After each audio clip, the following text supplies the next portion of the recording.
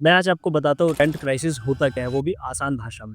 For example, अगर आप जहाँ पर भी वर्किंग है, जहाँ आप काम करते हैं, अगर आपकी एनुअल सैलरी ग्रोथ 8 से 10% की है, लेकिन उसी पर्टिकुलर लोकेशन में अगर रेंटल्स 30%, 40%, 50% तक इंक्रीज हो जाते हैं और आपकी एनुअल इनकम और आपका एनुअल रेंटल दोनों के बीच में बहुत ज़्यादा वेरिएशन आ जाता है, that is called rent crisis. जैसे कुछ मेट्रो सिटीज के अंदर ये बहुत तेजी से हो चुका है। बॉम्बे के अंदर अगर आप देखते हैं तो रेंट क्राइसिस बहुत तेजी से आ रहे हैं। गुड़गांव के अंदर भी रेंटल्स बहुत तेजी से बढ़ रहे हैं। तो रेंट क्राइसिस होता किन कारणों से? Number one reason is that post pandemic जब लोगों ने दोबारा से ऑफिस ज्वाइन करे हैं, दोबारा से काम पे जाना शुरू किया, इस रीजन से रेंटेड हाउसेज की डिमांड बहुत ज्यादा बढ़ गई है। Number two, rising property value, properties की वैल्यूज बहुत तेजी से इंक्रीज हो रही है, जिस वजह से रेंट क्राइसिस हो रहे हैं। अब अगर पहले कोई प्रॉपर्टी 1 करोड़ की होती थी और अगर वो प्रॉपर्टी आज 1.5 करोड़ की आ रही है, तो दोनों का रेंटल सेम नहीं हो सकता। तीसरा reason, limited supply of affordable Holmes.